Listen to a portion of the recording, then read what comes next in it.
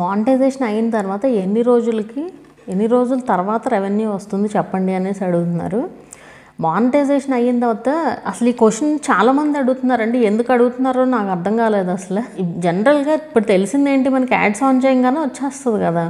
So అసలు monetisation అయిన తర్వాత ఎన్ని డేస్కి రెవెన్యూ స్టార్ట్ అవుతుంది అంటే, ఫస్ట్ థింగ్ మనకి ఇప్పుడు మినీ మానిటైజేషన్ అనేసి వచ్చింది కదా. 500 సబ్స్క్రైబర్స్తో 3000 వాచ్ అవర్స్ కానీ 3 మిలియన్ వ్యూస్ కానీ, అదేంటి మినీ మానిటైజేషన్ మనకి. సో మినీ మానిటైజేషన్ అయితే మనకు రెవెన్యూ రాదు, రెవెన్యూ స్టార్ట్ అవ్వదు. అంటే ఎవరన్నా సూపర్ చాట్స్, సూపర్ థ్యాంక్స్ అవి ఇస్తేనో, లేదా మెంబర్షిప్ తీసుకుంటేనో మనం యాడ్ చేసుకుంటే వస్తాయి ఎవరన్నా తీసుకుంటే. లేదు అంటే మీకు కంప్లీట్ మానిటైజేషన్ అయిన తర్వాత యాడ్స్ ద్వారా రావాల్సిందే కదా రెవెన్యూ అనేది. అలా రెవెన్యూ వచ్చి యాడ్స్ ద్వారా $100 అయిన తర్వాత మనకి పేమెంట్ అనేది మన అకౌంట్కి వస్తుంది అనమాట. అండ్ ఎంత $100 ఎప్పుడవుతాయి ఏంటి అంటే కనుక, $100 అవ్వాలంటే మనం వీడియోస్ పోస్ట్ చేస్తూ ఉండాలి. అండ్ ఒక్కొక్క ఛానల్కి ఒక్కొక్క టైప్ ఆఫ్ ఆర్పిఎం ఉంటుంది అనమాట. ఒకే కంటెంట్ అయినా కానీ, ఇప్పుడు 2 ఛానల్స్ ఉన్నాయి, 2 ఛానల్స్ ఒకటే కంటెంట్ అయినా కానీ ఇద్దరికి ఒక ఆర్పిఎం ఉండదు, వేరేగా ఉంటాయి ఆర్పిఎమ్స్.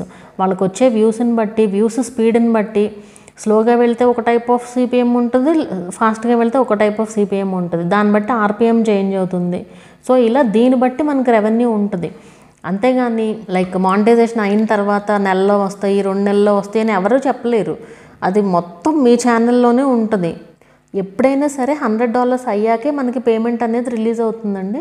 ఇప్పుడు ఫస్ట్ సారి ఒక 5 మంత్స్ పట్టింది అనుకోండి మనకి $100 అవ్వడానికి, యాడ్సెన్స్లోకి రావడానికి. సో ఆ 6th మంత్లో మనకు వస్తుంది అనమాట రెవెన్యూ అనేది మన బ్యాంక్ అకౌంట్కి. $100 అయినాయి కాబట్టి మళ్ళీ సెకండ్ పేమెంట్ అయినా కూడా అంతే. మీకు ఎప్పుడైతే $100 అవుతాయో అప్పుడు మనకి పేమెంట్ అనేది వస్తుంది అనమాట. అండ్ ఇంకో ఆప్షన్ ఉంటుందండి, ఇక్కడ మనకి $200 అయిన తర్వాత ఒకటేసారి వచ్చేలాగా కూడా పెట్టుకోవచ్చు మనం అమౌంట్. అంటే $200 మనకి ఒకటేసారి వస్తాయి అన్నమాట, $200+. అంటే మినిమం లిమిట్ కనుక మనం చేంజ్ చేసుకున్నాం అనుకోండి 100 నుంచి 200కి. సో అప్పుడు మనకి $200 కంప్లీట్ అయ్యాకే మనకి రెవెన్యూ వస్తుంది అనమాట. మీరు కావాలంటే అది చేంజ్ చేసుకోవచ్చు యాడ్సెన్స్లో కూడా.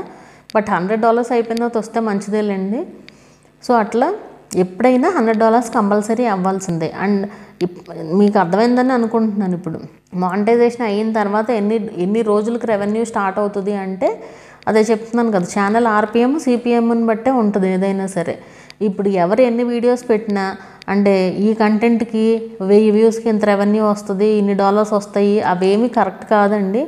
మీకు సుమారుగా చెప్పినా ఎట్లా చెప్పినా అదేం కరెక్ట్ కాదు. ఎందుకంటే ఇప్పుడు ఒక ఛానల్కి ఫర్ సపోజ్ ఒక 1000 వ్యూస్కి ఒక ఛానల్కి 0.7 ఆర్పిఎం ఉంటుంది, ఒక ఛానల్కి 0.1 ఆర్పిఎం ఉంటుంది. ఎంత తేడా అని చూడండి. మరి 1000 వ్యూస్కి $0.7 ఒక ఛానల్కి, 1000 వ్యూస్కి $0.1 ఒక ఛానల్కి.